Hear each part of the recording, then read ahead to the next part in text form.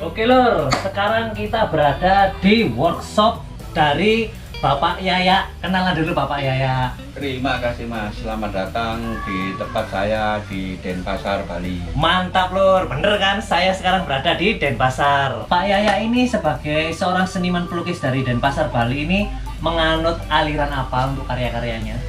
Naif dekoratif. Oke, bisa dijelaskan naif dekoratif itu seperti apa? Bentuknya seperti anak-anak. Terus? Warnanya juga nggak terlalu berbelit-belit, jadi yang simpel-simpel saja. Jadi cenderung simple, lebih kalem gitu Pak ya.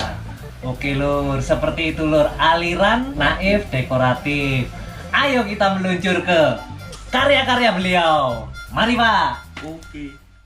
Oke Pak Yaya, kalau untuk yang karya ini bisa dijelaskan apa ini? Ini penggambaran dari kehidupan kita sehari-hari. Ini kan ada dua sisi muka ini. Ya. Jadi setiap manusia itu ada sisi baik, sisi buruk. Berarti ini menggambarkan sisi baik dan ini sisi buruk. Bisa seperti sebaliknya gitu Pak ya. Terus? Dalam kehidupan ini semua kan permainan. Kadang kita di bawah kayak gini, pion, pakai pion. Kadang kita di atas, naik tangga ke atas.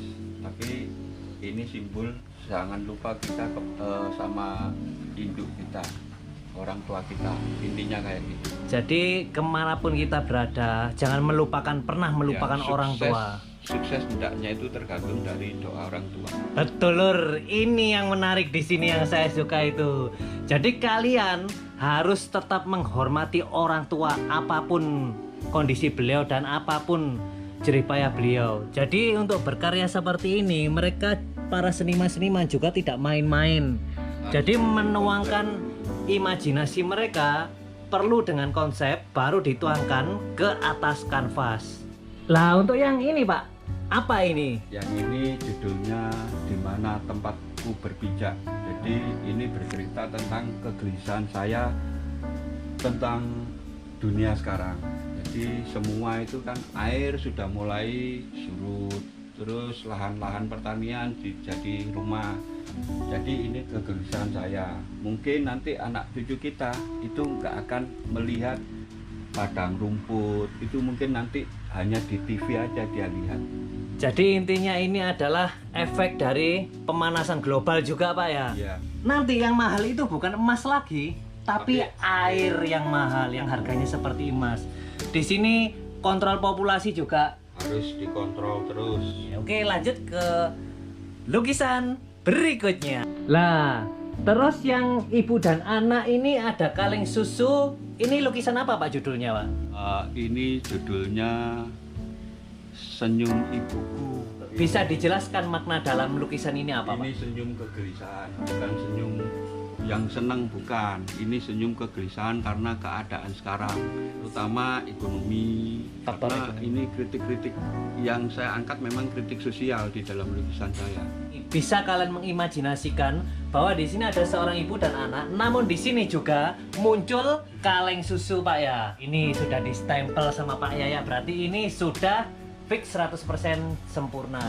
Ini lukisan judulnya apa ini Pak kalau ini? No smoking. No smoking, tapi ini laki-lakinya bawa rokok ini. Nah, itu kontradiktif. Kontradiktif Di Pak satu ya. sisi banyak orang yang nggak suka rokok, di satu sisi banyak orang yang suka rokok. Nah, di sini terlihat ada sesosok pria dengan memakai setelan tuxedo atau jas ini ya. Terus yang satu adalah cewek dengan pakaian santai. Lah di tengah ini kok ada babi. Maksudnya apa ini, Pak? Babi itu simbol malas, Males, keserakahan, rakus. rakus terus. Seperti itu. Seperti orang merokok itu. Kadang Iya. kita ingin berhenti, tapi satu sisi kita masih terus merokok. Berarti intinya adiktif Pak Gi. Ya. Oke, kita lanjut ke lukisan berikutnya. Nah, di sini ada lukisan yang cukup besar, juga sangat menarik menurut saya. Judulnya apa ini, Pak? Ini judulnya Sang Tokoh. Jadi menurut saya tokoh itu kan macam-macam, ada tokoh politik, tokoh agama dan seterusnya. Jadi menurut saya tokoh itu harus disiplin ilmu, disiplin ketokohan. Kalau tokoh agama ngomongnya harus agama yang benar. Tokoh politik harus berpolitik yang santun. Menurut saya kayak gitu. Di sini ada es krim, di sini ada orang-orang. Ini maknanya apa, Pak?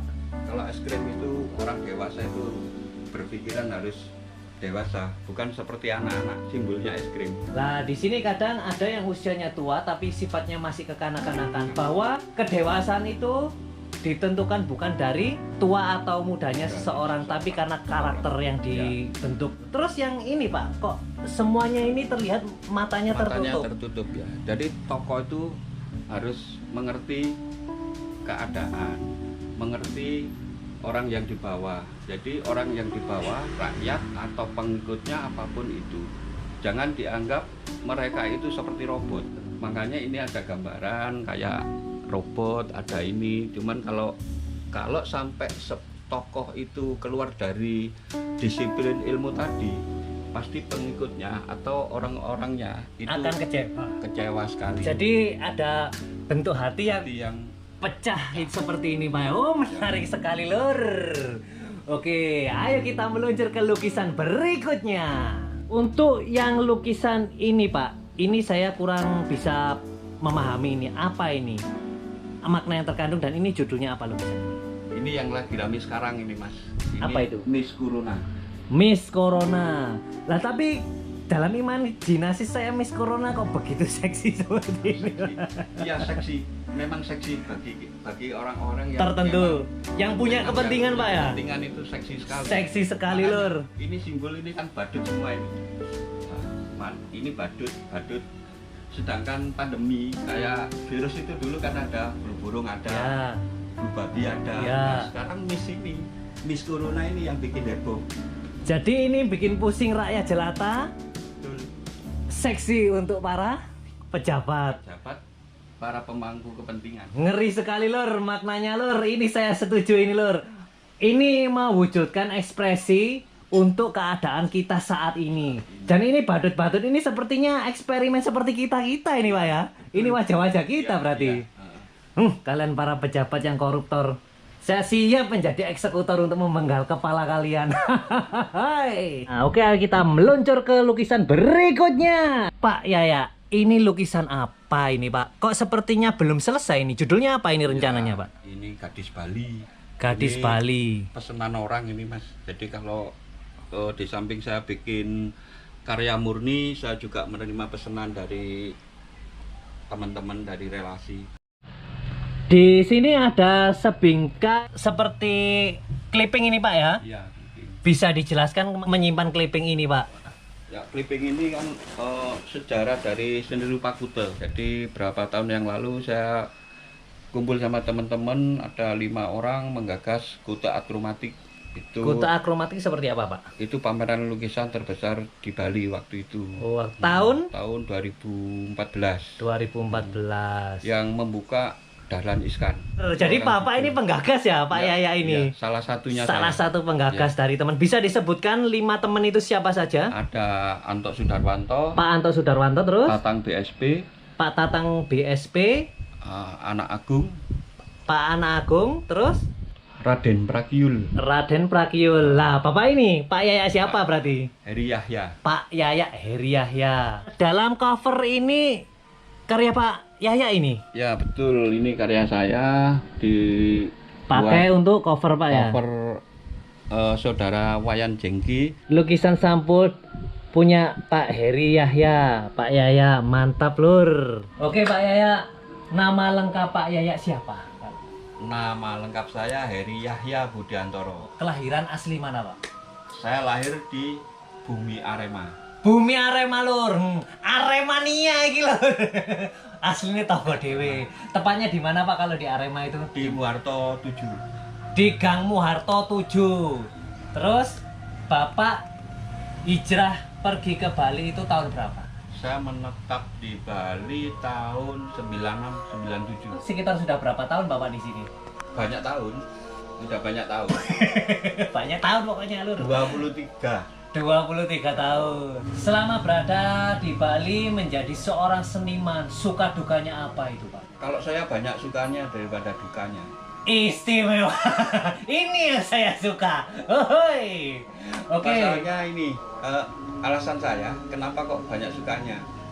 Bali bagi saya itu tempat kelahiran saya kedua. Masalahnya apa? Setiap kita bangun tidur itu sudah kita berkesenian. Misalkan seperti Contohnya, apa, Pak? Kita bangun tidur ke depan ada orang naruh canang, sembayang, itu bagi saya kan sudah Seni itu, Pak ya. berkesenian. Terus kedepannya harapan Bapak sebagai seorang seniman Bali yang sudah 23 tahun berada di sini apa itu, Pak? Nggak muluk-muluk sih, saya tetap bisa berkarya udah cukup. Banyak ilmu yang kita dapatkan di Bali ini, Lur. Oke, Pak Yaya. Oke. Mungkin cukup sampai di sini dulu perbincangan kita, mungkin bisa kita sambung di lain waktu kalau saya kembali berkunjung ke Bali. Oke, terima kasih Pak. Assalamualaikum. Terima kasih. Semoga Waalaikumsalam. Bapak diberi kesuksesan. Amin. Amin ya rabbal alamin. Ketemu lagi Mas. Terima kasih. Oke Lur, di sini kita juga kehadiran Pak Leman Soe, artis dari aliran apa Pak? Ekspresionis, Ekspresionis. fingerstyle. Bagaimana menurut pendapat Pak Leman tentang karya-karya yang sudah diciptakan, dikaryakan oleh Pak Yaya? Selamat siang. Menurut saya, seorang Yaya itu pelukis yang unik.